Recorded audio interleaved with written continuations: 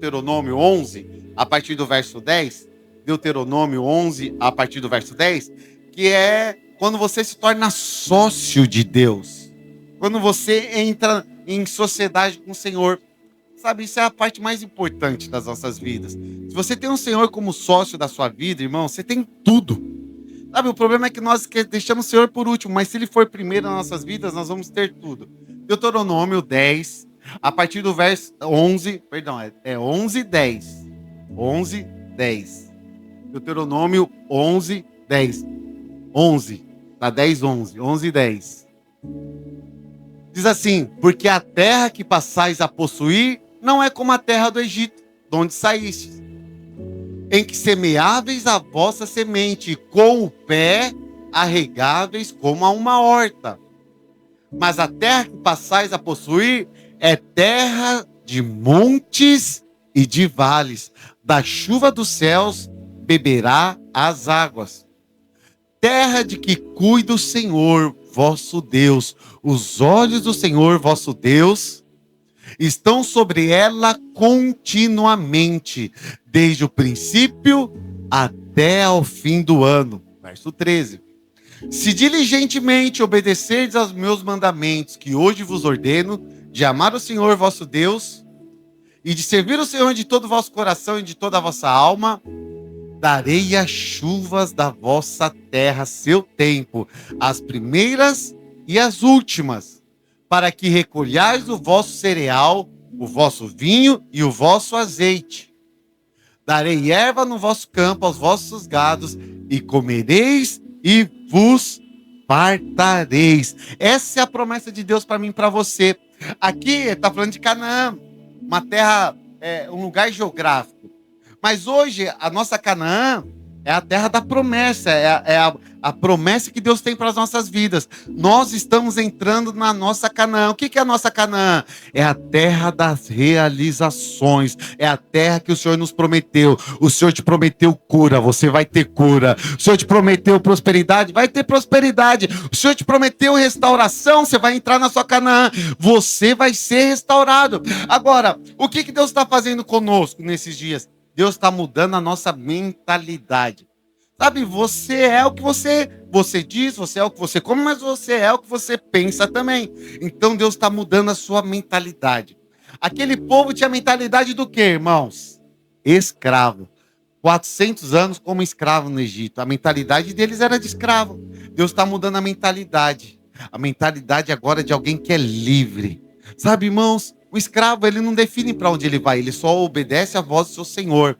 Agora, nós somos livres. Livre para correr, livre para cantar, livre para dançar, livre para prosperar, livre para tudo. Então nós somos livres. Ano que vem é o ano da multiplicação, pastor Aloysio diz. Amém, irmãos? Então assim, livres para multiplicar também na sua vida. Então presta atenção, Deus está mudando a sua mentalidade. Está tirando uma mentalidade pequena para colocar uma mentalidade dele que é grande. Agora, lá eles viviam como escravos. E aí o que Deus faz? Deus, ele fala 4 aspectos, pelo menos que nós acabamos de ler aqui, sobre como é viver lá em Canaã.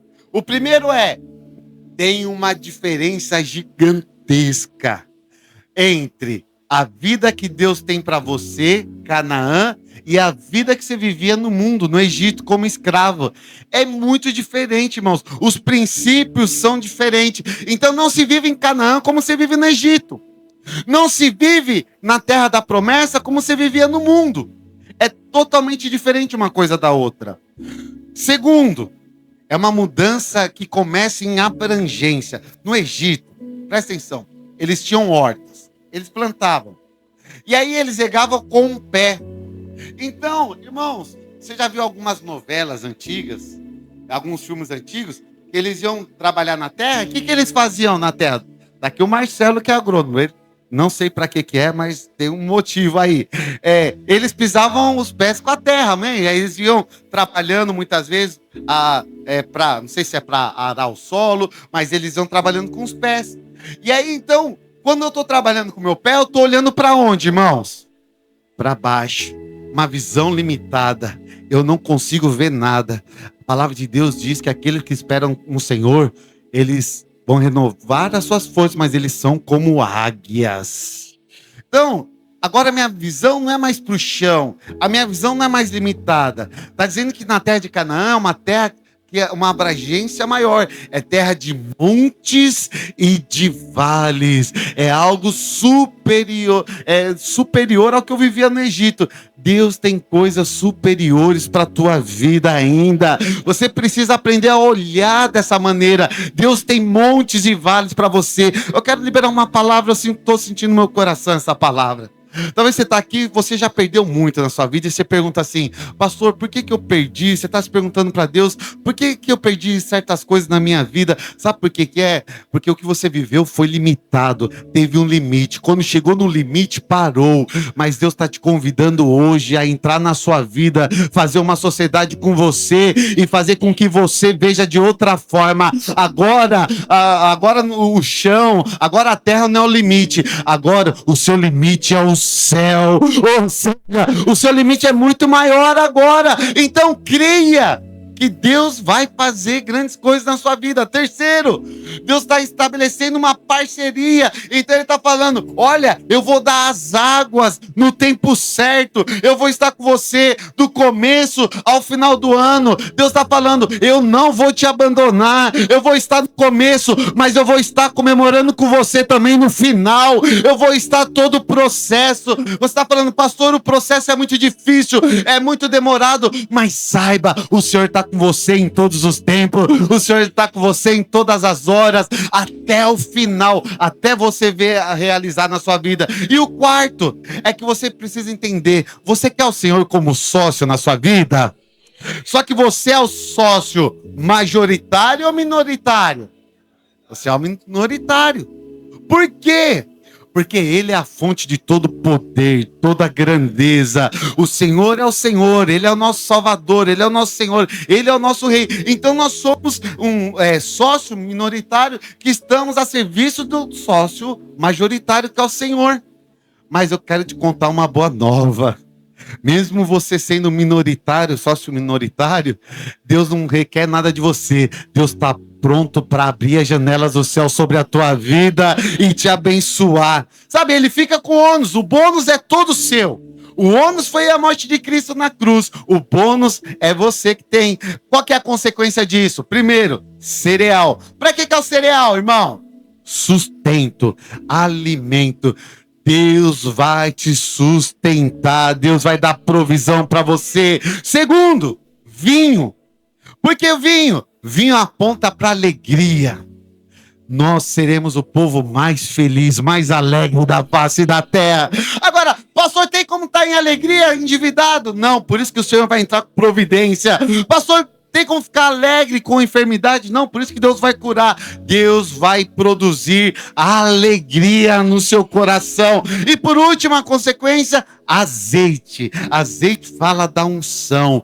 A unção de Deus não vai faltar na sua vida. A unção de Deus vai te capacitar a fazer coisas extraordinárias, sobrenaturais. Segundo degrau escolha ficar na sua herança sem jamais retroceder. Fala pro seu irmão: não retroceda.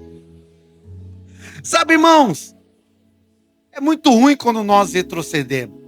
A vontade de Deus não é que você retroceda. Mas pastor, minha vida parece que retrocedeu. Mas não é a vontade de Deus. Sabe, Êxodo 19:5, abre lá, Êxodo 19:5, diz o seguinte, a palavra de Deus: agora, pois, se diligentemente ouvirdes a minha voz e guardardes a minha aliança, então sereis a minha propriedade peculiar dentre os povos, porque toda a terra é minha. Continuando. Vós me sereis reino de sacerdotes e nação santa. São essas palavras que falará aos filhos de Israel. Ou seja, você pertence a Ele. Agora, você imagina Deus retrocedendo? Deus não retrocede. Deus, em tudo aquilo que Ele quer fazer, Ele faz. Toda a sua vontade se cumpre. Tudo que Deus coloca de fazer, acontece. Então, eu quero te falar, irmãos, tudo que você colocar no seu coração, Tudo que é promessa de Deus para a tua vida, a palavra de Deus diz que você tem o sim e o amém. Já está tudo liberado sobre a tua vida. Você tem o sim para viver o melhor ano da sua vida. Você tem o amém para desfrutar de coisas sobrenaturais. Você já tem tudo. Mas você pode muitas vezes tropeçar, cair e errar, ok? Mas Deus tem recomeço para você. Talvez você está aqui e fala, puxa pastor, eu caí, eu tropecei, eu errei. Deus tem novos recomeços. Deuteronômio 15 fala sobre isso. Deuteronômio 15, a partir do verso 1. Olha só que interessante que a palavra de Deus diz e nos deixa para nós aprendermos. Ao fim de cada 7 anos, fará remissão. Este, pois, é o modo da remissão. Todo credor que emprestou ao seu próximo alguma coisa, remitirá o que havia emprestado. Não o exigirá do seu próximo ou do seu irmão, pois a remissão do Senhor é proclamada. Ah, irmãos, aqui é um negócio difícil, porque Deus está falando assim, ó, se alguém te deve alguma coisa, depois de 7 anos, o que vai acontecer? Zero. Tem coragem, irmãos? Zero. Aí continuando aqui, ó, verso 3. Do estranho podes exigi-lo, mas o que tiveres em poder do teu irmão, quitá-lo-ás. Jesus quitou a nossa dívida na cruz do Calvário, amém? Para que entre ti não haja pobre. Olha só, a vontade de Deus é que entre nós não haja o quê, irmãos? Pobre. Então esse negócio que o evangelho é para pobre, não é uma verdade. Esse negócio que Deus não se importa com a minha prosperidade, não é verdade. Deus se importa com a sua prosperidade. Deus se importa em ver você sendo abençoado. Deus quer ver você crescer, irmãos. Deus quer ver você ter um excelente salário. Deus quer ver você conquistando a sua casa, o seu carro novo, o seu iate novo, a sua chácara, a sua empresa. É vontade de Deus que isso aconteça. Mas às vezes a gente limita o poder de Deus. A gente fala, Deus não está preocupado. Não, Deus está preocupado. Para que entre ti não haja pobre, pois o Senhor teu Deus te abençoará abundantemente. Fala para o seu irmão, você é abençoado abundantemente. Agora, onde que você é abençoado abundantemente? Na terra que te dá por herança para possuíres. Você só é abençoado abundantemente no reino de Deus. É envolvido com o reino. Fora do reino, não tem como ser abençoado. Continuando. Se apenas ouvires atentamente a voz do Senhor teu Deus, para cuidares em cumprir todos esses mandamentos que hoje te ordeno, pois o Senhor teu Deus te abençoará, como tem dito. Assim emprestará a muitas nações, mas não tomarás empréstimos. Você não vai precisar pedir emprestado, porque o Senhor vai liberar sobre a tua vida. E dominarás muitas nações, porém elas não te dominarão. Você crê nisso, irmãos? Então presta atenção aqui, ó. Nós precisamos aprender a não retroceder. A vontade de Deus é o seguinte, é que todo homem, todo judeu, ele fosse alguém próspero. Então, quando eles entram em Canaã, Deus dá um quinhão de terra, um pedaço de terra, para cada tribo. Só uma tribo que não ficou com terra foi a tribo de Levi. Por que eles não ficaram com terra, pastor? Porque Deus falou para eles, eu sou a sua herança. Eu sou a sua herança. Para a tribo de Levi, Deus está falando, eu sou a sua herança. Mas todas as tribos teve uma parte da terra. Então, qual que era a vontade de Deus? A vontade de Deus era que eles trabalhassem na terra, empreendessem na terra e vivessem daquela terra. Ou seja, falando agora nesses tempos modernos, a vontade de Deus é que você empreenda. Sabe, irmãos, presta atenção. Lembra que eu falei que a terra do Egito era como uma horta, você pisava? Deixa eu te falar algo. Não leva mal o que eu estou falando. Quando você se torna funcionário, você tem limitação? Sim ou não? Sim. Qual que é o seu limite? Seu limite é ali o top da empresa, o que ele pode pagar para você. Mas quando você empreende, qual que é o seu limite? Você não tem mais limite. Por quê?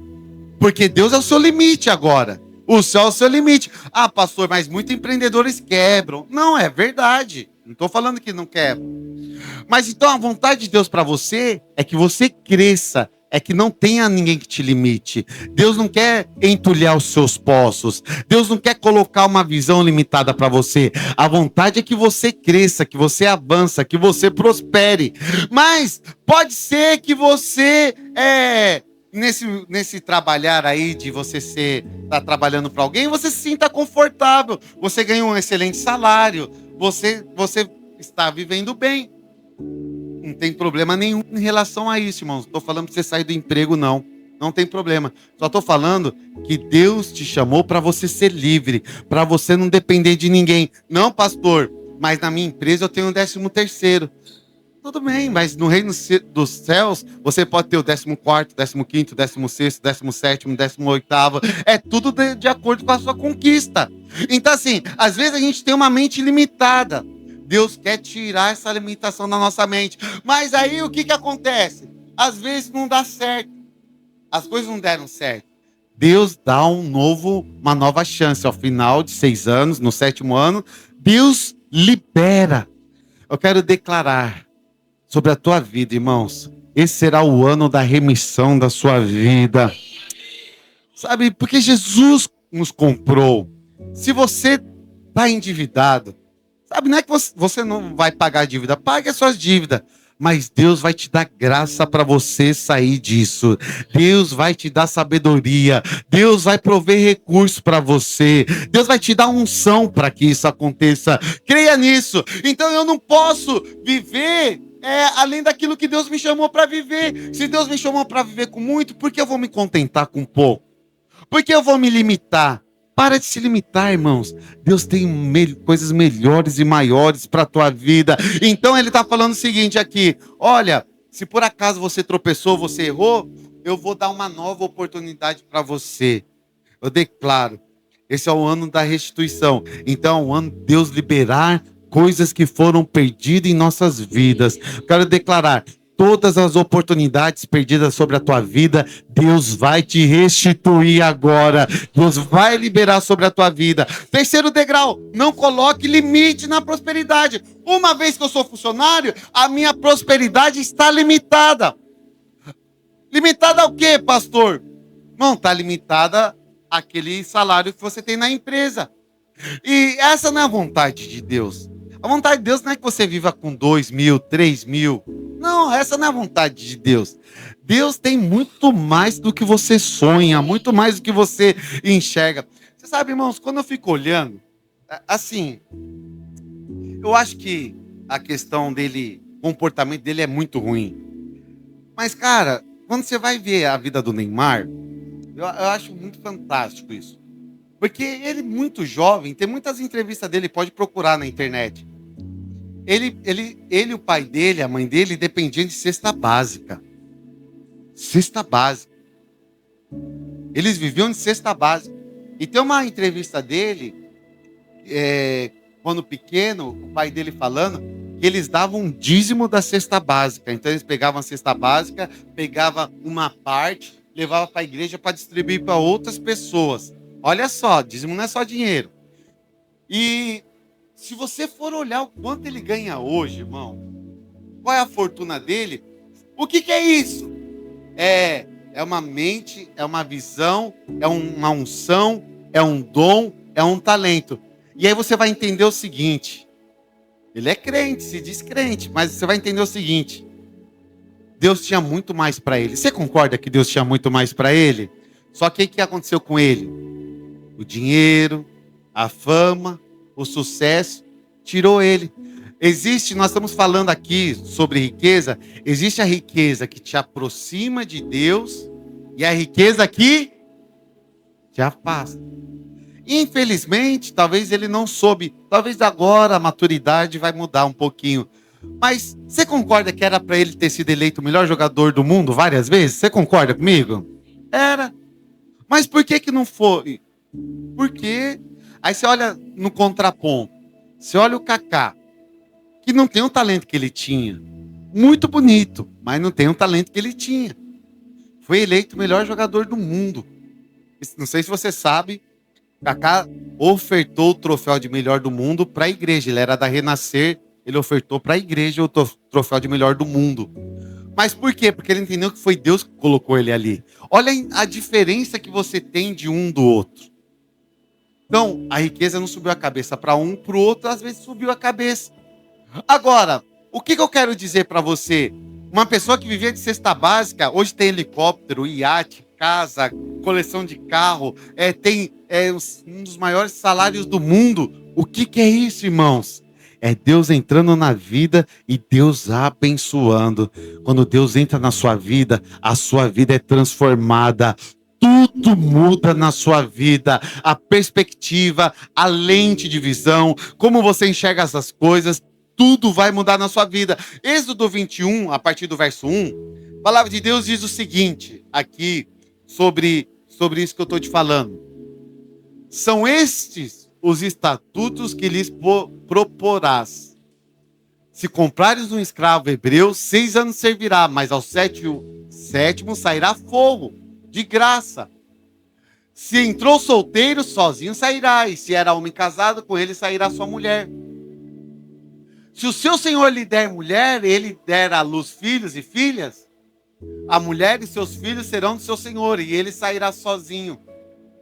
Porém, se o escravo expressamente disser, eu amo meu senhor, minha mulher e meus filhos, não quero sair forro ou livre, então o seu senhor levará aos juízes e o fará chegar à porta ou à ombreira, e o seu senhor lhe furará a orelha com uma sovela, e ele o servirá para sempre. Esse texto aqui é que as pessoas falam sobre usar brinco, e fala que o homem que usa brinco é escravo.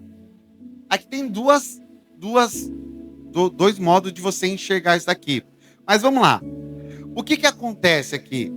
Você é um escravo. Um hebreu era um escravo de outro hebreu. Essa não era a vontade de Deus. Talvez o cara errou. O cara não soube administrar. Depois, no 7º ano, ele teria a liberdade de sair livre. Mas se ele não quisesse, ele comparecia diante do tribunal dos juízes e a orelha dele era furada. E ele chamava o servo da orelha furada. Por quê? Porque ele era livre, mas ele não quis a liberdade. Ele quis continuar servindo ao seu Senhor. Sabe, irmãos? Deus nos chamou para viver uma vida sem limite. Então, você pode até retroceder. Deus vai te abençoar. Amém, irmãos? Mas você está limitando o que Deus vai fazer na sua vida. Deus não tem limites para você, irmãos. Tudo está liberado para a tua vida. Hoje Deus pode fazer infinitamente mais do que você está pedindo e pensando. Deus pode fazer. Deus pode prosperar. Deus pode fazer infinitamente mais. Mas Ele respeita a sua decisão.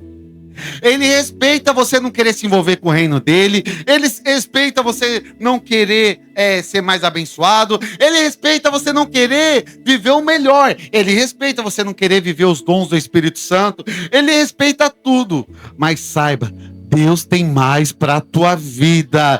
Deus tem vida e vida em abundância em todas as áreas. Eu quero declarar, você vai ter abundância de dons, abundância de unção, abundância financeira, em todas as áreas da sua vida, mas você não pode colocar limite. Não coloca limite, não ponha limite na prosperidade que Deus tem para sua vida.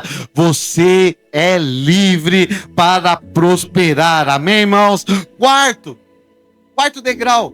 Escolha o adubo certo, ok? Gênesis 26, a partir do verso 1,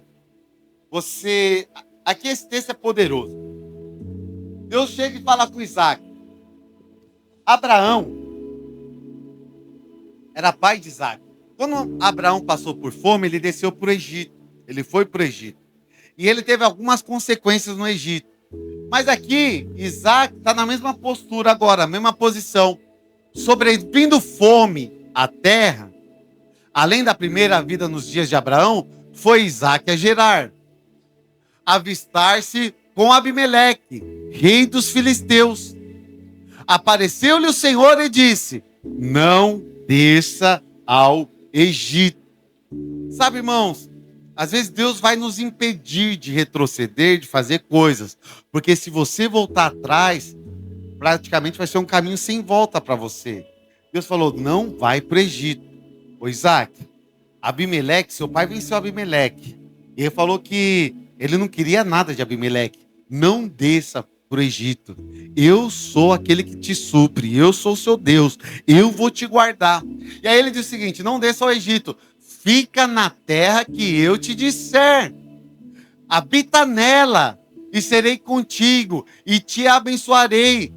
Então, quando você permanece na terra da promessa, quando você permanece firme, o Senhor está falando: eu vou ficar com você, eu serei contigo, eu te abençoarei. Mas Deus, a situação, o cenário está totalmente desfavorável, está crítico a coisa. O Senhor está falando: eu vou estar com você, eu vou te abençoar nessa situação. Aí ele diz: porque a ti e a tua descendência darei todas essas terras e confirmarei o, pode passar. Travou aí? Volta um pouquinho. O juramento que fiz a Abraão, teu pai, verso 4. Multiplicarei a tua descendência como as estrelas dos céus e lhe darei todas estas terras. Verso. Na tua descendência serão abençoadas todas as nações da terra, porque Abraão obedeceu a minha palavra e guardou os meus mandatos, os meus preceitos, os meus estatutos e as minhas leis. Isaque, pois, ficou em Gerar. Aqui é uma questão muito poderosa. Por quê? Deus está falando: olha, permaneça. Fala para o seu irmão: permaneça. Qual que é o problema de muitos? Quando ele passa pela crise, quando ele passa pela dificuldade, o que que ele faz? Retrocede, desanima, ele volta. O Senhor está falando: permaneça, permaneça firme, inabalável. Isaac tinha uma escolha agora: eu vou ver o que está ao meu redor ou eu vou crer na palavra de Deus? Você hoje, você está vendo o que está acontecendo ao seu redor, você está vendo o que está acontecendo na sua vida, você vai ficar com o diagnóstico que os seus olhos estão vendo, ou você vai ficar com a promessa que Deus tem para a sua vida? Essa é a questão aqui. E aí, olha o que aconteceu no verso 12. Gênesis 26, 12. Olha o que acontece com Isaac. Semeou Isaac naquela terra, terra de fome, terra de crise. Hoje é dia de você semear na sua terra, semear no seu momento de crise, dificuldade. E no mesmo ano, falta quantos meses para acabar o ano? 3. Você crê que nesse ano ainda Deus vai liberar coisas sobre a tua vida? Nesse mesmo ano, recolheu 100 por 1. Você vai recolher quantos, irmãos? 100 por 1. Por quê? Porque você é bom? Porque você consegue fazer? Não. Porque o Senhor o abençoava. O Senhor está te abençoando, amém? Verso 13, olha só. Enriqueceu-se o homem, prosperou. Profetiza pro seu irmão: você vai enriquecer e prosperar. Libera aí, fala assim: profetizo lobo-guará infinito sobre a tua vida. Sua casa vai ser um zoológico. Lobo-guará. A de 100 é o quê? Peixe-boi? É o quê? Garopa! 200 é lobo-guará, né? É. Muito lobo-guará. Muito lobo-guará. Vai de onça pra cima, amém, irmãos? Onça, garopa e lobo-guará na sua vida. Aleluia. E aí diz o seguinte: ele ficou o quê, irmãos? Só de dinheiro? Não. Ele ficou rico de filhos, de família, de unção, de vida, de bênção. Eu quero declarar: a verdadeira prosperidade não está no dinheiro, mas está no que Deus vai fazer nos seus filhos, na sua geração. A sua geração será abençoada, seus filhos serão abençoados, os seus netos serão. Você sabe, agora o meu anseio é por ser vô, irmãos. Aí eu fico vendo vídeo de vô, começo a chorar lá. Eu falo: ô Jesus, você é o vô babão, né? Continuando, olha lá, verso 14. Possuía ovelhas e boi em grande número de servos, de maneira que os filisteus lhe tinham inveja. Presta atenção, ele arrumou um problema, mas agora está com outro. Por quê? A escassez passou, mas agora ele tem as pessoas invejando ele. Você sabe, irmãos, nós vamos ter problema toda hora. Vai sempre aparecer alguma coisa. Mas lembre-se, o Senhor está te abençoando em todos os momentos, ok? Aí olha só, verso 15, para terminar aqui. E por isso lhe entulharam todos os poços que os servos de seu pai haviam cavado nos dias de Abraão, enchendo-os de terra. Então presta atenção. Sempre vai ter alguém querendo entulhar os seus poços. Sempre vai ter alguém que vai falar: você tem um sonho, e vai falar: isso não vai dar certo. Você quer fazer uma coisa, vai falar: isso não vai dar certo. Você está com... Deus colocou algo no seu coração, você compartilha, as pessoas falam: não vai dar certo. Presta atenção, Deus vai desentulhar os poços na sua vida. O que não deu certo até agora, vai dar certo a partir de agora. Amém? Quinto, generosidade como estilo de vida. Você é generoso, irmão? É mesmo. Você sabe, a palavra de Deus diz que a alma generosa, ela prospera. Sabe, irmãos, generosidade é uma marca de Deus. Nós precisamos aprender a ser generosos. Sabe, a maneira que você lida com dinheiro no reino mostra quem você é. Deus é um Deus abençoador, um Deus que está pronto para nos dar tudo. Mas às vezes nós retemos aquilo que Deus tem nos dado. Então, aprenda a ser generoso, aprenda a ser abençoador. Agora, só para a gente terminar aqui, prosperidade não é o maior sinal de que você é abençoado por Deus. No Antigo Testamento era assim. Eu já falei a bênção do Antigo Testamento, né? A bênção do Antigo Testamento era morrer em ditosidade, muito velhinho, ter muitos filhos, 12, 13, 14, 15, 20, e ter muitas posses. Essa é a bênção do Antigo Testamento. Marcos 10, 23, os discípulos estavam acostumados com isso. E olha só que interessante, Marcos 10, 23 até o 27. Diz assim: então Jesus, olhando ao redor, disse aos seus discípulos: quão dificilmente entrarão no reino de Deus os que têm riquezas. E aqui muitos crentes pregam esse texto, falam: tá vendo, Deus é contra os ricos, Deus é contra a riqueza, Deus não quer nos abençoar, Deus não quer, para ser crente tem que ser pobre, tem que entrar na porta estreita. Não, não é assim. Olha só, continuando, verso 24. Os discípulos estranharam essas palavras. Por que eles estranharam? Porque eles viviam na lei, e na lei quem era abençoado, quem tinha muita coisa, era abençoado por Deus. Então, quem tinha abundância, era porque Deus abençoava. Essa era a visão deles. E aí Jesus contrasta isso. E aí ele diz: mas Jesus insistiu em dizer-lhes: filhos, quão difícil é para os que confiam nas riquezas. Aqui tem um problema. Muitos falam que o problema é o dinheiro, mas o amor ao dinheiro é a raiz de todos os males. O dinheiro não é o mal, o problema é o amor ao dinheiro. É quando o dinheiro vale mais do que pessoas, é quando o dinheiro vale mais do que família, é quando o dinheiro vale mais do que princípios eternos nas nossas vidas. Esse é o problema do dinheiro. E aí ele diz o seguinte, continuando, verso 25: é mais fácil passar por um camelo pelo fundo de uma agulha do que entrar um rico no reino de Deus.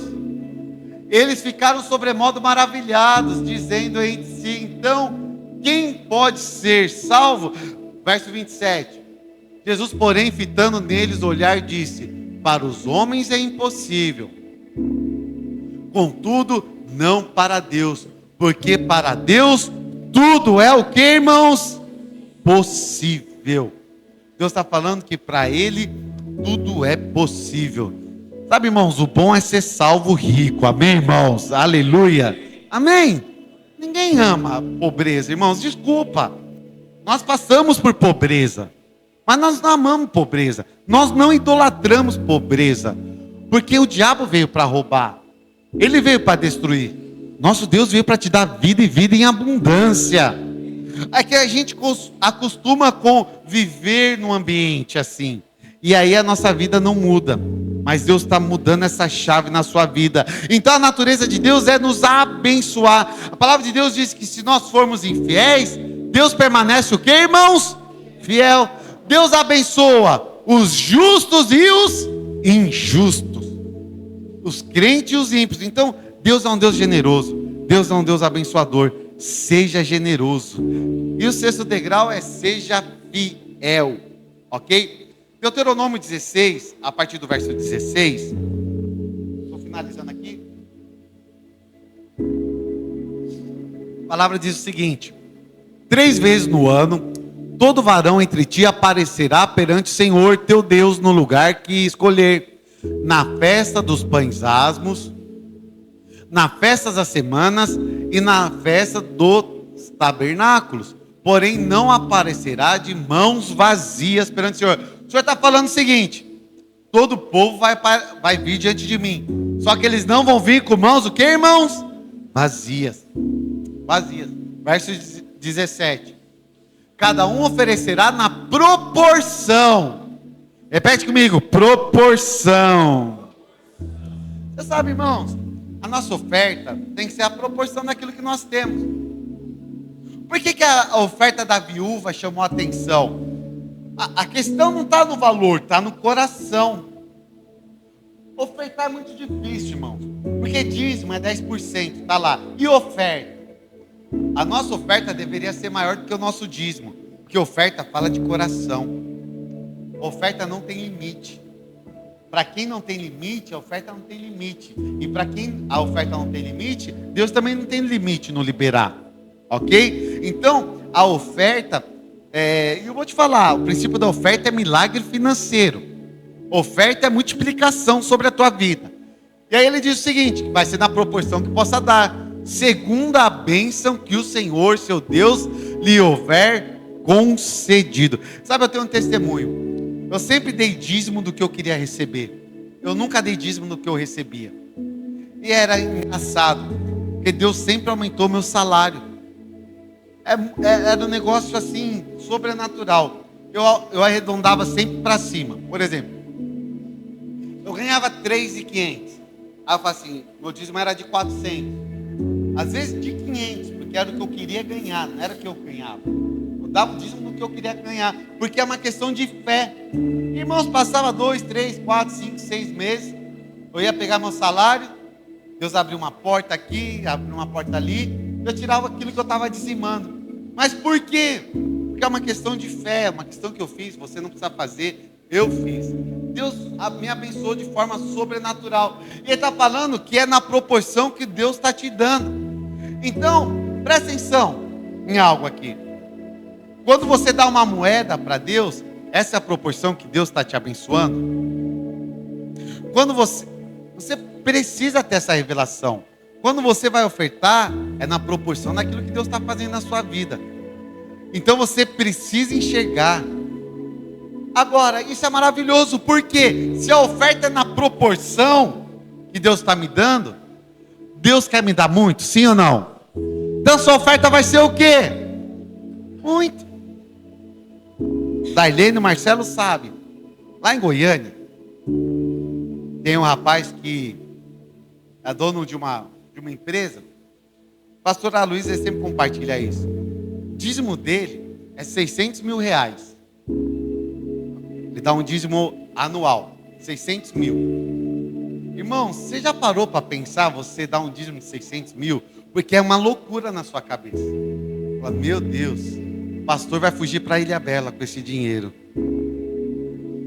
Não, porque o irmão dá dízimo de 200, 300, e fala assim, o pastor vai roubar. Eu vou para os Estados Unidos com 200 reais, 300. O irmão, aliás, tem a visão do dinheiro dele muito grande. Mas vamos lá. Irmão, 600 mil é muito dinheiro. Essa mesma entrevista, tem ele na Marília Gabriela, Neymar fala que ele é dizimista até hoje. Ele é dizimista até hoje.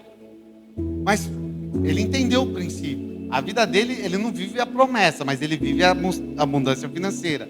Então, se Deus quer muito de você, é porque Ele vai te dar o quê, irmãos? Muito. Sabe qual é o problema? Você é limitado até na hora de ofertar ao Senhor. Você limita, você tem limitado. Deus quer te dar em abundância. Deus quer liberar abundância sobre a tua vida. Deus quer te dar mais. E aí Ele está falando, olha, você não vem de mão vazia, você vai dar na proporção que eu estou te dando. Eu quero declarar, você vai ver o que Deus vai fazer na sua vida. Deus vai liberar muito sobre a tua vida. Deus, eu sinto, chegou o momento de Deus liberar aquilo que estava retido na sua vida. Por quê? Porque Deus vai te agraciar com muito. Vai vir além do que você imagina. Vai vir além do que você espera. Por quê? Por causa do propósito que Deus tem para a sua vida. Então, qual é a oportunidade que Deus está dando aqui? De você ser fiel, de você ser grato, de você mostrar que seu coração está no Senhor, de você mostrar que o Senhor é o seu Senhor. E aí, eu queria chamar a equipe de louvor. O 7º degrau é quando você entende isso, você desfruta de uma alegria perene, de uma alegria perpétua, eterna. Fala para o irmão que está ao seu lado, sua alegria será perpétua. O que é perpétua, irmãos? Não tem fim. Não tem fim. E aí Deus é um Deus festeiro. Deus é um Deus que ama festa. Ele falou, ó, haverá 3 festas. Quem sabe quais são as festas? Primeira festa, a Páscoa. O que simboliza a Páscoa? Passagem da morte para a vida.